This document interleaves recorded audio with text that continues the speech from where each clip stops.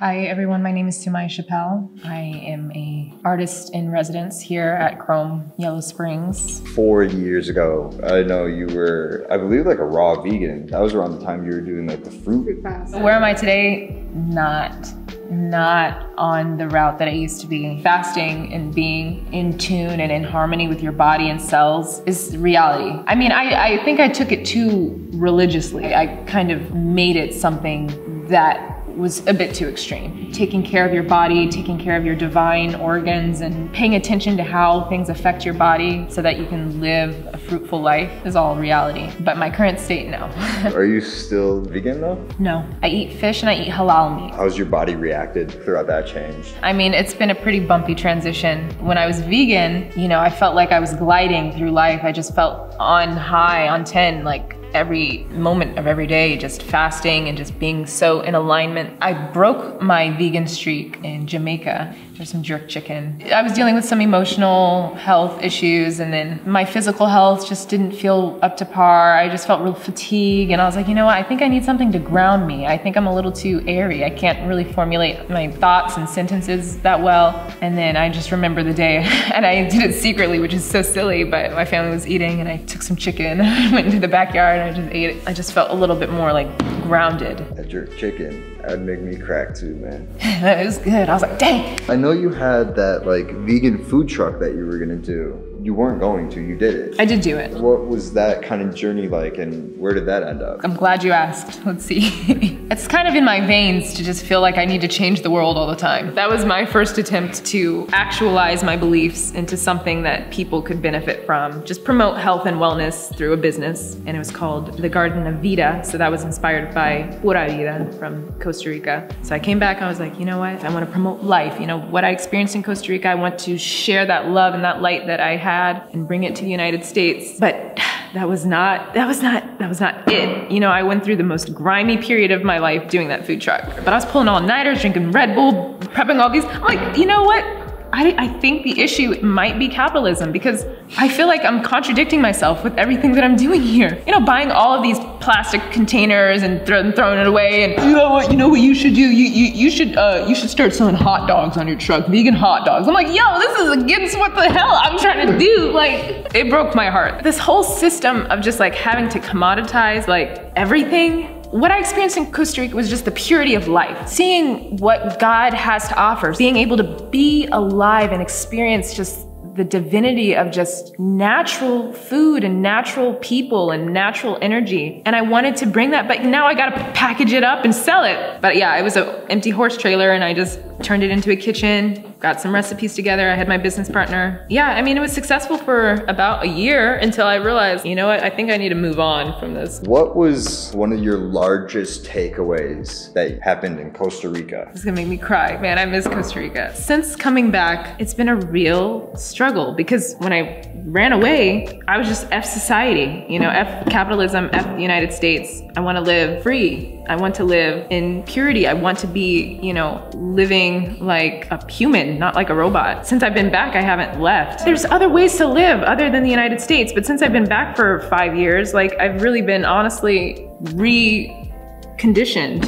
What I'm kind of developing, you're not put in society to escape it. You're put into society to change it. My feet are grounded, I'm back, and I have a responsibility to birth whatever I have to birth into the world while I'm here. Being in Costa Rica made me realize there are other ways to live. You know, you don't have to be on this sweat and grind and slavery shit. You can live life the way that God intended. And I think what my uncle is trying to do is make life here a bit more free, even though through it, he is put to work. You know, my father, he has this analogy. He compares the United States to a plantation, and he says, my uncle is a slave who owns slaves.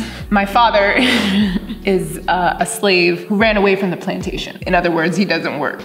But he's the smartest man I know, I swear. I believe my uncle wants to bring freedom to the United States. Essentially bring the light, bring the nur, bring the purity that you can find other places here. This empire is crumbling, and who is coming out of the rubble, which is essentially my art exhibit, Renaissance. I would like to see, how are we gonna climb out of the rubble? What is going to blossom out of this? Because capitalism is failing, but then we're also capitalists, you know, trying to correct it I'm just trying to figure it out myself. Aren't we all? We are. As of humans, there is an answer, but I think there's a lot of ignorance. We rewrite our history. We struggle to find truth, and you kind of have to have these experiences figuring out that path. That's why I find religion very fascinating. Well, that's the thing. Islam is within me, within all of us. We know that there's a path. We know that there's a way to live in harmony with earth, with other people. There's a system. I was in the whole, like, God blessed me with everything I need. Let me just go raw dog the earth and float away. There's one way to live on earth. We've been given guidance by the creator of the universe. It makes sense, like with how divine the earth is. It wouldn't make sense for there not to be some type of guidelines. What is the difference between Islam then and like Christianity? Well, they're both Abrahamic religions. In Islam, it's taught that we've been given revelation, 2 prophets. Humans have kind of tainted these prophets. We've tainted our perception, and we've made mistakes, so we've been given additional prophets to correct a human error. In Islam, we believe that Prophet Muhammad, peace be upon him, is the final prophet to correct all of the mistakes. We believe in Jesus. We believe Jesus, he was a prophet. Essentially, he was Muslim. So there's not really a difference. There's no Christians versus Muslims. It's the same revelation. It's the same divine guidance, just given to us again and again. Really having these conversations with other people from all different religions, they seem relatively like similar. And it blows my mind how it's such a hot topic, and it creates wars, it creates diversion. At the end of the day, isn't it all to meet the same goal? But then also what I love about Islam is that it addresses all of these issues. It addresses racism. It addresses everything, that we're trying to figure it out. What are you looking to get across with your recent exhibition with Renaissance? Revival of faith, revival of God, divinity, getting back in tune with nature, getting back in tune with yourself, getting back in tune with, wait a second, I think I need to chill out and figure out, what my purpose is on earth and stuff. Wildin'. Renaissance is to embody paradise in the midst of the rubble, in the midst of the structured society. Like, I want to remind people that we have a greater goal and a greater purpose here on earth. My uncle, he came to this exhibit. I heard him when he left the exhibit. He's like, she didn't do it to make money. It's true, I did. I've spent a lot of money on this, and I've spent a lot of time on this. I feel weird trying to capitalize off of this. I wanted to use this as like an investment into my hereafter. I wanted to penetrate people who are searching for some type of revival within themselves, for this to be an entryway. I have the map of Yellow Springs because I do believe that this will be a center ground for a lot of change within the world, with everything my family's doing and with all that I would like to offer. Wherever I end up going, this is my hometown, and this is, where I will touch back into. Essentially, Renaissance is to invite people to Islam, to invite people who are searching for a divine type of revival within themselves during this transition period that I feel that we're going through. Your trip to Jordan, did that kind of help inspire and influence? That's what I'm saying, but honestly, I felt that way before the trip. I did want to get more grounded in just the actual fundamentals of Islam with my trip to Jordan. Like, I wanted to experience what it was like to live in a society where everyone's worshiping the same and practicing the same religion. What I took from Jordan was extremely personal. I was there during the month of Ramadan. I used that time to really solidify. I mean, I wouldn't say completely solidify my faith, but what I came to realize was like, Islam is the truth. I found like a Jordanian Arabic learning program. So I was living with 3 Muslim women that didn't speak a lick of English, and I didn't speak any Arabic either. We were using the Google Translate to, just to communicate. It was within the last 10 nights of Ramadan. There's this night called the Night of Power, Laylatul Qadr. This night is an extremely important night for Muslims because it's said that the angels descend to the lowest level during this night, and whatever prayers you're praying throughout the night are surely going to be received. People look for the signs, and one of the signs is that when the sun rises the night after, it rises without rays. It just rises like an orange. Another sign is that there's just like a silence in the night. I think it was the 27th night, and I remember everyone there was saying, this is probably the night of power. And I remember standing, and I had a beautiful scene. Like, I lived in this house in Assault in Jordan, above this garden. I could see across the fields. The night of power, there was just like this mist in the air and a real deep silence where I felt like God was just right in front of me. Like, I felt like the presence of someone listening. And then surely enough, the night after, Muna and I, we were looking at the sunrise. Sure enough, the sun just came up just as a perfect cylinder, no raise. And I said, surely Islam is the truth. I know this is my path and I know this is my faith. And this is just my stepping stone to invite others to come with me on this journey. But I really came to recognize just the truth while I was in Jordan. I prayed and I prayed for everything about my family. I prayed about just what I want in my lifetime and that I hold on strong to my faith. And it just was so clear. I recognized just how much of a blessing it is to have Islam. To be so in love with God, to be so in love with his creation, but to have no guidance is scary. What were a couple like difficulties or the beauty just within the 2 months of trying to adapt to that environment slash culture? Well, it was definitely beautiful. Also similar to Costa Rica, it was just that they have that purity. You're not always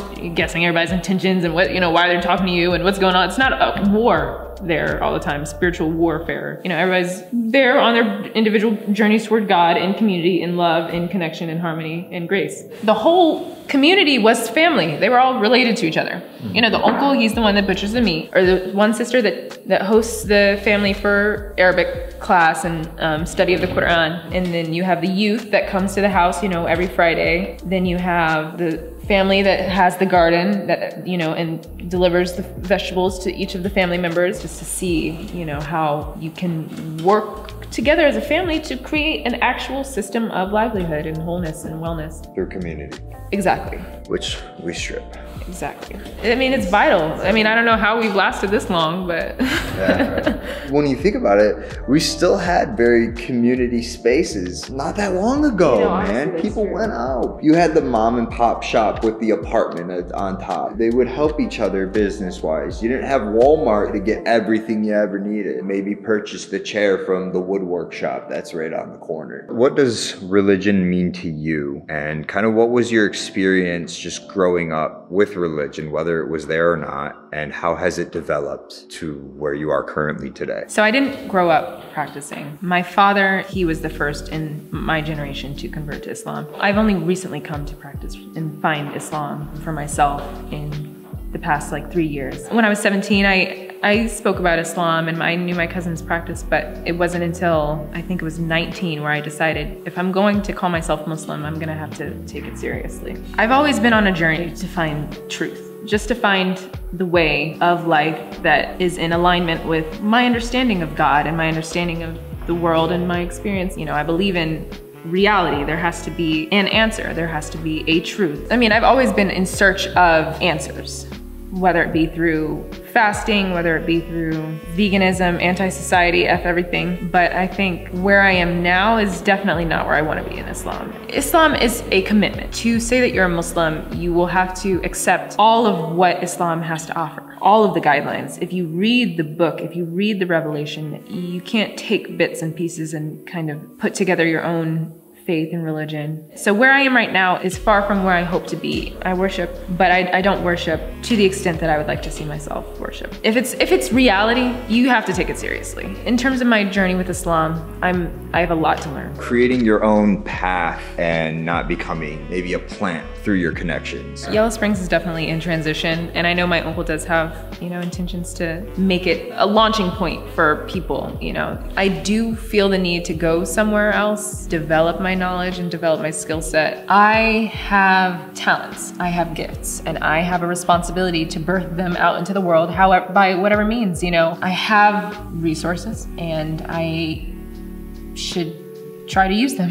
So I think all it comes down to is how to utilize what God has given you to create what it is that you're placed here to create. So I think I've been positioned excellently in this lifetime. I'm sometimes overwhelmed, but I feel like I have good character and I have good light to shine. And you're operating on a level that's not just off of greed and selfishness. What it comes down to is, what is the game that we're playing? What actually are we doing? If we have light to shine, if we have goodness to bring into the earth, then let's rise together. It's not a battle. It's not against each other. The more people, the more the better. So collaborating, working together to create prosperity, to create creativity, to create excellence in the world. I don't want to do that by myself. Has there been anything that your uncle may have like taught you throughout the years for your own creative journey that is just very impactful? I'll be honest with you, I don't spend a lot of time with my uncle, and I do pray that I do develop a stronger relationship with him because he has so much wisdom. My whole family does. I mean, I'm living currently with my grandmother, and I learn a lot from her. His mother, holding on to your light. He's Muslim. I don't know how he has become so spiritually successful as well as materially successful. The wisdom that I would like to continue learning from him is just how to maintain your connection with yourself. What's your definition of success? I believe success is visualizing what it is God has intended for you and carrying it out with excellence, with grace, with knowledge, with wisdom, with support, with Islam, with totality, and then returning to your Creator in excellent condition, you know, spiritually. And yeah, with that comes maintaining a beautiful relationship with your family, maintaining your community, maintaining your heart. My definition of success is finding your purpose and executing your purpose whilst maintaining your alignment with God.